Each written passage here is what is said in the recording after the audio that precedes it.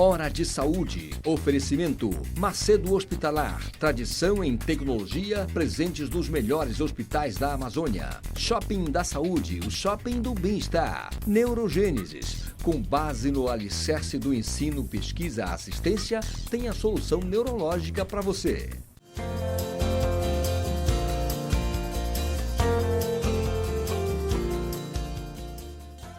Caros amigos, mais uma vez no nosso programa dominical de saúde, transmitido para todo o estado do Pará pela TV RBA e para o mundo inteiro pelo link tvrba.com.br ao vivo. E a convidada de hoje, muito especial, a professora Lúcia Salles. Professora Lúcia Salles formou pela universidade, ela tem um currículo muito grande, que não vai dar para ler todo, porque senão vai passar o tempo. Formou em 84 pela UFPA, fez residência médica na Federal do Rio de Janeiro, mestrado na Federal do Rio de Janeiro, depois doutorado na USP de Ribeirão Preto em pneumologia. Ela é professora associada de pneumologia da Faculdade de Medicina da Federal do Pará e é médica-chefa da unidade do sistema respiratório do Hospital Barros Barreto. A Lúcia está aqui, esse convite era para ter acontecido. O programa já vai fazer 3 anos, Lúcia. 3 anos, e tu está na minha lista, tu está na minha primeira folha de lista. Olha só. Logo no começo. E, Lúcia, hoje em dia, a pandemia, um desespero dentro da tua especialidade, que é pneumologia. Mas deixa eu fazer um comentário bem antigo. Quando eu estudava o científico, nos anos 70, 71, eu estudei o terceiro científico em 72, eu estudava no Colégio do Carmo, e cigarro era tão comum que, naquela época, os padres nos deixavam fumar na sala de aula. A gente tinha aula de química, física, matemática, português, nós e os professores, a maioria deles fumavam. E eu lembro que eu ia para aquelas tertúlias na Maloca, a Maloca depois chamou African Bar, eu nem sei mais como é o nome, mas eu lembro que se a gente não entrasse com cigarro na boca, as garotas nem olhavam para a gente, porque era um sinal de macheza, qualquer coisa assim. E aí vem a primeira pergunta. Diminuiu bem essa coisa? Para mim, que sou um cardiologista, praticamente eu não tenho nenhum paciente que fume mais. Mas quando eu era residente, quando eu morava em São Paulo, todo mundo ainda fumava. Como é que ficou? Até porque essa coisa ainda traz sequelas até hoje? Bom, eu começo dizendo que toda vez... E obrigado por estar aqui. Eu quero te dizer que é um prazer muito grande de estar aqui com você e dizer que eu também gosto muito de você. Você sabe disso. Obrigado. Obrigado mesmo.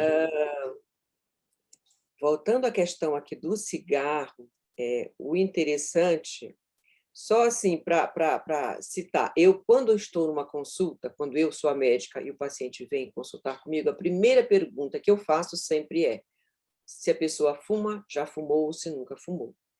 Então, eu consigo dimensionar isso para você, que há um tempo atrás a frequência de fumantes era bem maior, hoje é bem menor. E é muito divulgado, os estudos mostram que no Brasil, eu acho que houve um trabalho exitoso em relação à questão de parar de fumar, de estimular e de desestimular as pessoas a fumarem. Mas, isso eu digo Brasil, porque a gente sabe que, por exemplo, na Europa, a gente ainda tem uma quantidade enorme de fumantes e jovens fumantes ainda.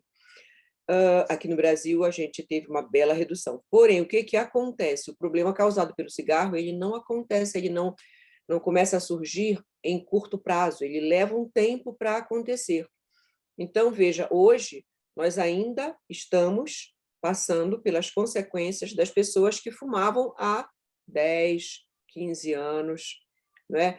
Porque a pessoa começa a fumar e a quantidade de cigarro por dia, o tempo de cigarro, o tempo de fumo e a própria sensibilidade, não é, de cada um é que vai determinar o aparecimento, o surgimento desse ou daquele problema, especialmente na via aérea. Então, a gente ainda tem muitos problemas causados pelo cigarro. Claro que muitos dos nossos pacientes com doença ativa causadas pelo cigarro atualmente deixaram de fumar, porém, o problema já foi instalado. É claro que o fato de parar de fumar melhora, dá uma qualidade de vida melhor dali para diante, mas muitas doenças, como principalmente a doença pulmonar obstrutiva crônica, uma vez instalada, ela é progressiva. Então, ainda é algo que a gente não pode, digamos assim, relaxar, não é? A gente ainda tem que continuar trabalhando em cima disso, porque são daquelas coisas que socialmente pode ser muito, muito interessante, até charmoso. Eu lembro, até fazendo um parêntese, que eu não sou fumante, nunca fumei, mas eu achava, quando eu era adolescente, eu achava charmoso. As minhas amigas que fumavam, tinha uma que fazia assim, sabe, um gesto assim tão, não é, cinematográfico até, que aquilo me impressionava, imagina. Então, mas graças a Deus essa coisa tomou, digamos assim, rumos diferentes, mas não podemos relaxar ainda, não podemos. Com, com certeza, Lúcia. E me fala uma coisa, os remédios para parar de fumar, funcionam? Aquele substitutivo na pele da nicotina e até pouco tempo atrás, eu não vou lembrar o nome científico, tinha o Champix, né? Que é a vareniclina, Saiu do mercado. Ela ficou um pouco realmente alta. Eu não sei o que aconteceu, se foi falta de produto, mas a gente ficou com dificuldade. Ela não foi cancelada de mercado, que eu tenha conhecimento, mas a gente ficou com dificuldade de acesso mesmo, e sobrou mais a bupropiona e os adesivos e goma de mascar. O que eu posso te falar é o seguinte, essa aí, quem domina muito bem isso daí, a minha amiga, colega e colega de especialidade, inclusive a Fátima Ouati, que ela coordena o Centro de Cessação de Tabagismo do Estado.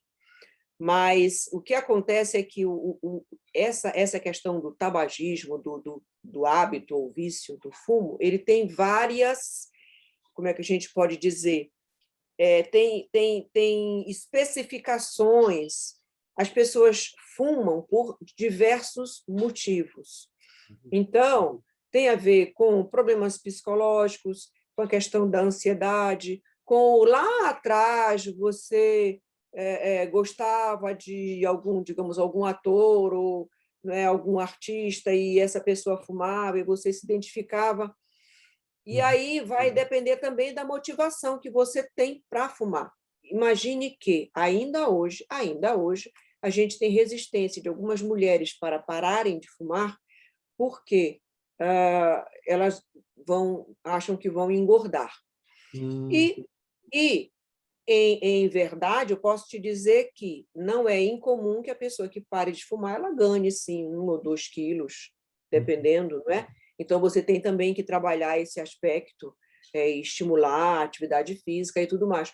Mas, na mulher, isso tem um impacto muito grande. E não é uma nem duas, são várias que muitas vezes não querem parar de fumar, mesmo sabendo da problemática. Talvez não seja o único motivo, mas um dos motivos é porque elas vão ganhar peso e elas não querem, aquilo ali é uma... Enfim.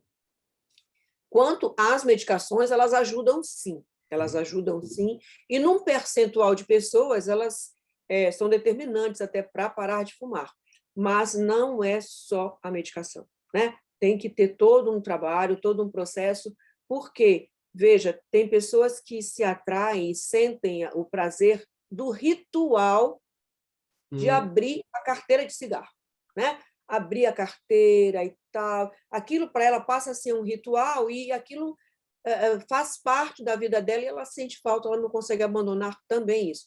Então, são vários aspectos que têm que ser tratados além do uso da medicação. Mas as medicações, elas ajudam e você, né, quando está trabalhando com isso, você tem que conhecer o paciente para poder tentar ver qual a melhor abordagem, né, para ajudar a parar.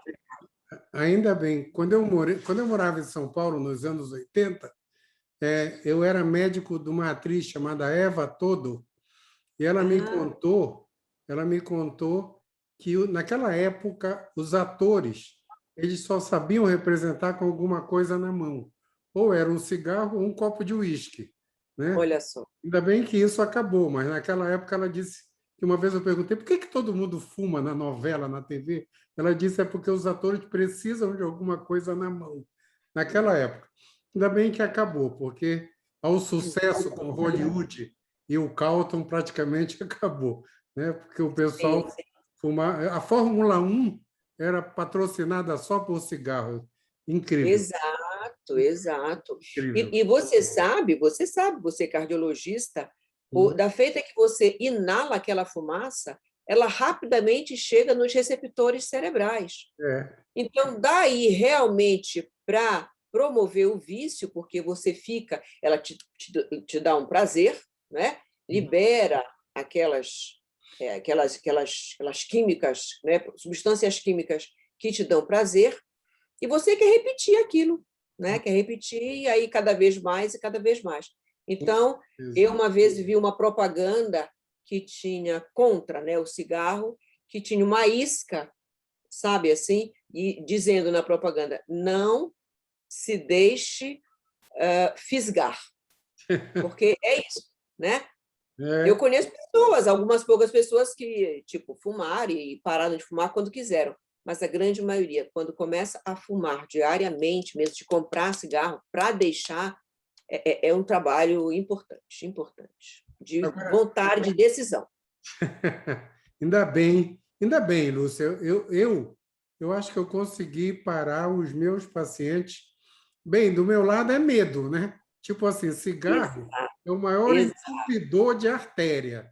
Se você vai continuar fumando, né? Eu sempre dizia, faz o testamento, compra a sepultura que é caro, porque se você continuar fumando, você provavelmente não vai ver a próxima Copa. E aí, para os meus pacientes infartados, com isso, praticamente todo mundo parou. Foi meio tratamento de choque. Mas, de choque. Com vocês é bem assim, é verdade. Eu disse, olha, o que mais entope a artéria no mundo é cigarro. Então, não tem jeito. Né? Não tem jeito. E, Lúcia, eu ia te perguntar de asma, mas o nosso tempo do primeiro bloco está acabando. Então, eu vou dar um intervalinho e a gente começa o segundo bloco falando de asma, tá? Um tantinho só. Pessoal, só um instantinho.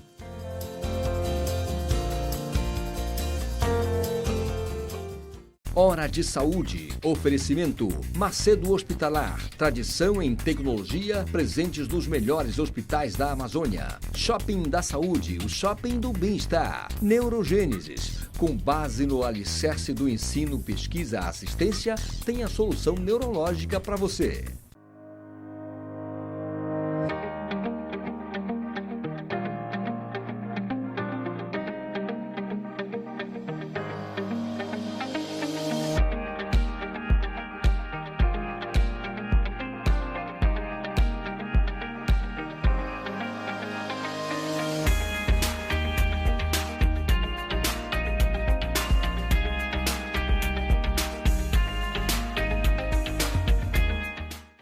A Neurogênesis atua no mercado de saúde com produtos e serviços que se moldam às diversas tendências da transformação digital. Tem como foco estratégias de atuação na Neurosaúde 4.0. O objetivo é revolucionar o atendimento médico e multiprofissional no contexto da neurociência, com entrega personalizada do diagnóstico à reabilitação neurológica. Neurogênesis, educação, pesquisa e assistência. Fones 984-510900, 3085-1600. Rua Municipalidade 985, 19º andar. Hora de Saúde. Oferecimento Macedo Hospitalar. Tradição em tecnologia, presentes nos melhores hospitais da Amazônia. Shopping da Saúde, o shopping do bem-estar. Neurogênesis. Com base no alicerce do ensino, pesquisa, assistência, tem a solução neurológica para você.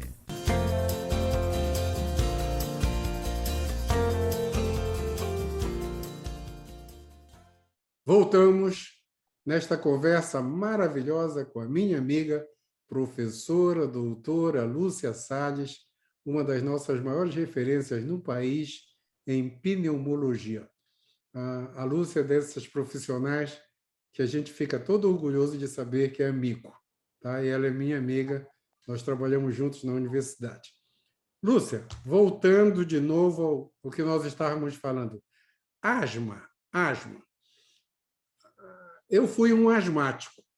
Eu até a residência andava com a minha bombinha de Aerolim, tá? E de lá para cá essas coisas mudaram. O controle hoje é bem melhor ou como é que está? Mais uma vez, obrigada pelas palavras tão gentis. E a asma é uma doença muito, assim, que ela é uma doença crônica, a primeira coisa que a gente tem que ter em mente. É uma inflamação crônica dos brônquios. Então, lá atrás, no passado, a gente se preocupava só em, como ela, além da inflamação, o que ela mais, digamos assim, chama a atenção é aquela dificuldade de respirar, porque os brônquios, né, ficam mais apertados. A gente antigamente tratava aí com o nosso Aerolim, com o nosso broncodilatador e acabou. Só que, graças a Deus, a nossa ciência foi avançando e a gente, hoje o grande mote, digamos assim, para o tratamento da asma é medicação para desinflamar o pulmão. É claro que a gente não vai usar um anti-inflamatório comum para isso, não é. São medicações específicas, usadas preferentemente de maneira inalatória para a gente desinflamar essa via aérea. E essas medicações, elas têm corticoide, mas é uma dose mínima, é uma microdose. Crianças usam, adultos, não vai aumentar a pressão, não vai enfraquecer os ossos. Questão de crescimento da criança, não, é muito pior uma asma não controlada do que, eventualmente, alguma dessas possibilidades que a gente, nas doses habituais que usamos, a gente não vai ter problemas. Então, hoje a asma é muito mais fácil de controlar, né? Muito mais fácil. A gente tem várias medicações de preços diferenciados, algumas já são até da farmácia popular, né? São fornecidas gratuitamente. O que precisa realmente é que o paciente tenha esse diagnóstico feito, que ele aprenda a usar a sua medicação, porque elas não é um comprimido que você fala para o doente, olha, você usa esse comprimido 1 ou 2 vezes ao dia, não é isso, ele tem que saber usar a medicação inalatória, você tem que ensinar como é que usa, mas todo mundo aprende isso facilmente, e usar e seguir a orientação, né? E lembrar, é que nem a pressão alta, veja só, paciente que tem pressão alta, o que tu dizes para o paciente? Tu vais usar a medicação o tempo todo, eventualmente você ajusta, não é? Ele diminui o aumento, o associa, mas ele tem que usar aquilo ali. E ele vai usar mesmo no seu dia a dia, estando bem. Ele vai estar bem porque ele vai estar usando a medicação. Com certeza. A asma é o mesmo princípio, né? A asma é o mesmo princípio. A pessoa fala, poxa, doutora, mas eu fiquei tão bem, eu deixei de usar, tá? Entre parênteses, me curei. Não é bem assim. Ela ficou bem porque usou a medicação, mas se ela abandona, o processo retoma, e lá adiante ela vai ter uma crise novamente. E não é isso que a gente quer deixar a pessoa ter uma vida normal. Para ter uma vida normal, eu tenho que controlar algo que está cronicamente me importunando, digamos assim. Agora me fala uma coisa, Lúcia. Cannabis, maconha. Está meio na moda agora de novo, o uso de cannabis para uma série de coisas. E a pergunta para ti como pneumologista, o ato de fumar maconha faz tão mal quanto o ato de fumar um cigarro? Muito interessante a sua pergunta, meu amigo Eduardo. Veja só, é claro que nós temos muito mais estudos com o cigarro, muito. Mas nós temos também estudo com cannabis. E a cannabis, ela causa problemas, e eu diria até que problemas adicionais. Por quê? Nós temos, sim, DPOC associado a cannabis, certo? E nós temos um fator adicional. Veja, o cigarro comum, ele já tem, nossa, tantas substâncias que a gente nem conhece. Cannabis tem substâncias que você nem sabe, não tem ideia, porque aquela mistura ali pode ter várias coisas. Então, aquilo aí, além de lesar a via aérea, ela também vai lesar o alvéolo, lá no final do pulmão, onde tem a troca gasosa. E aí você vai ter o que a gente chama de doença pulmonar intersticial, que acomete a área de sustentação, de troca, onde tem a troca gasosa pulmonar mesmo. A gente pode ter, nessa cannabis, fungos, por exemplo, e você vai como que jogar lá para dentro do teu pulmão, digamos assim, de uma maneira, você vai concordar com isso, você vai promover isso, de inalar uma substância fúngica, entendeu? E que vai causar doença fúngica no teu pulmão e causar o que a gente chama também de pneumonia de hipersensibilidade, que não é um processo infeccioso, não é um processo inflamatório, que pode levar a uma consequência muito grave de insuficiência respiratória sem retorno, né? Então, eu não quero nem entrar aqui no mérito da questão do, digamos, liberar a cannabis por outros motivos e tal, tem muitas justificativas para isso. Mas, meu Deus do céu, nós iniciamos, acabamos de falar sobre isso, iniciamos e continuamos nesta luta de um programa tão exitoso para desestimular as pessoas a fumarem.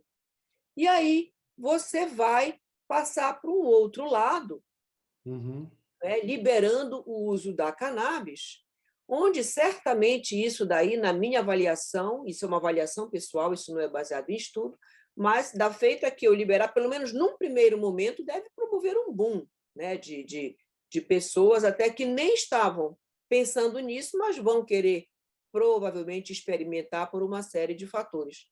Que consequências que a gente vai esperar a médio e longo prazo deste processo? Eu realmente não consigo imaginar isso daí como algo positivo. Não consigo, né? Correto. Eu acho que é uma coisa ainda que a gente precisa, como dizem os meus amigos políticos, aprofundar a discussão, né?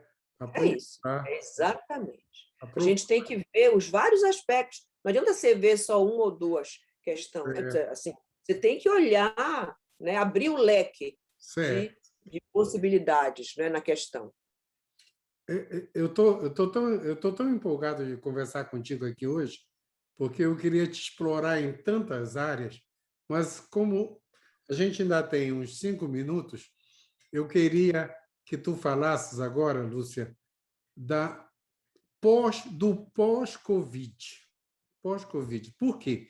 Eu não trato Covid, eu mando para os infectologistas. No mundo atual, cada um na sua área. Eu sempre mando para os infectologistas. E eu tive muitos pacientes que tiveram Covid. Perdi amigos, perdi parentes. E um dia desses, a Andrea, lá do ICB, explicou aqui todo o mecanismo genético da Covid, né? Isso tem muito a ver na genética, quem é que vai complicar, quem vai morrer, quem não vai sentir nada. E aí, depois de algum tempo, eu vejo tomografias computadorizadas que o indivíduo teve Covid, voltou e ficou tudo normal. Algumas têm uma sequelinha aqui, outra ali, uma fibrose aqui, outra ali. E eu cheguei a ver pulmões, depois de 4 meses, que parece que o paciente ainda está na UTI, todo comprometido. Explica. Verdade. É uma questão que a gente, aliás, eu particularmente começamos um ambulatório pós-Covid lá no Barros Barreto, e a gente tem recebido muitos pacientes pós-Covid. E tem tido muito estudo sobre isso na área da pneumologia, bastante interessante. Então, o que é que a gente sabe hoje? A maioria dos pacientes, que a maioria a gente sabe que são casos leves, mesmo tendo tido lesão pulmonar, a maioria deles está aí, é 3 a 6 meses, limpa. Agora, aqueles pacientes que foram internados, e se internou porque tinha uma gravidade maior, do ponto de vista pulmonar, né? Especialmente os que internaram em UTI, e principalmente desses que foram para UTI, se eles foram para ventilação mecânica, é crescente a chance dessas pessoas guardarem alguma sequela, sim, né? Ou, pelo menos, dessa limpeza, dessa normalização acontecer de maneira mais lenta, digamos assim. A gente ainda não tem um marcador, a não ser esse que eu acabei de te falar, ou seja, é pior naquele paciente que internou na UTI e que foi ventilado mecanicamente, né? Esse tem uma chance maior de ficar com algum grau de sequela ou de demorar mais para limpar o seu pulmão. Então, essas coisas todas a gente tem que levar em consideração, convencer realmente o nosso paciente de que as coisas precisam ser levadas no seu tempo, não adianta ficar com aquela ansiedade. Eu tinha paciente que queria ficar tomografando todo mês para poder acompanhar a involução do processo. Não se recomenda isso. É lesivo, né, por conta da radiação, e também pode gerar um retorno que não vai ajudar muito. Certo. Olha, eu ainda queria tratar de outro assunto, mas o tempo acabou.